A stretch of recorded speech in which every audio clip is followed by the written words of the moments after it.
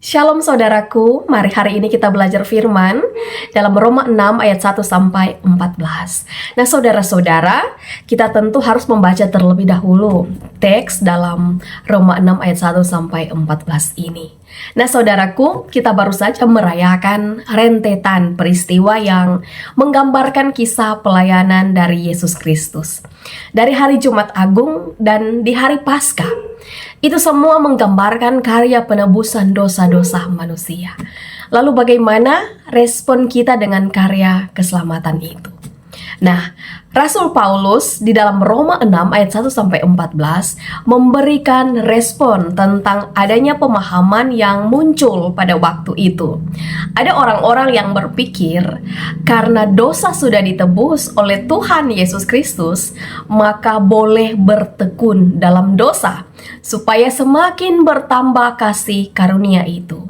Namun dengan tegas, di sini Rasul Paulus memberi jawaban bahwa tidak boleh sama sekali kita bertekun di dalam dosa. Ayatnya yang kedua jelas dikatakan di situ. Kita telah diberikan kehidupan yang baru. Bahasa Yunani kainos, artinya baru, tidak seperti yang dulu. Hidup yang diberi betul-betul baru.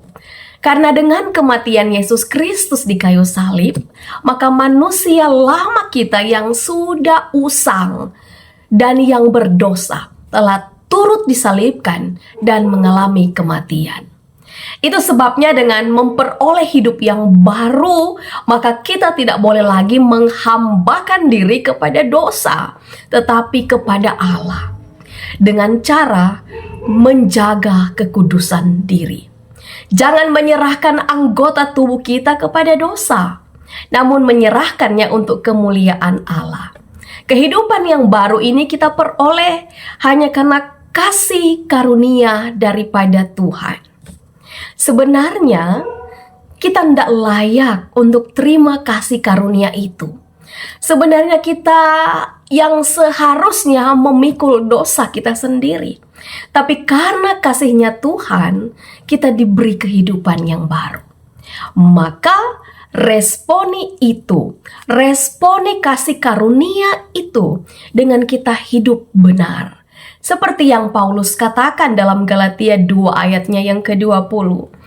Adapun hidupku ini bukannya aku lagi, melainkan Kristus yang hidup di dalam aku. Apa artinya?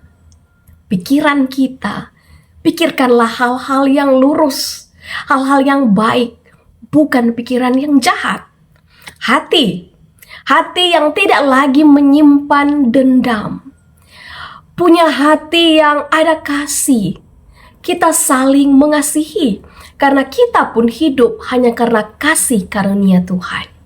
Mata bukan dipergunakan untuk melihat kekurangan orang lain, tapi pakai mata kita. Pertama tentu membaca firman. Kita pakai dengan baik. Mulut untuk berkata benar, bukan dusta. Berkata yang sopan, bukan perkataan yang menyakiti orang lain dengan makian, penghinaan, dan sebagainya. Bahkan menghakimi orang lain. Tangan rajin bekerja. Lakukan hal-hal yang berguna. Nah, kaki kita pergunakan berjalan di jalan yang benar. Semua kita persembahkan untuk kemuliaan nama Tuhan.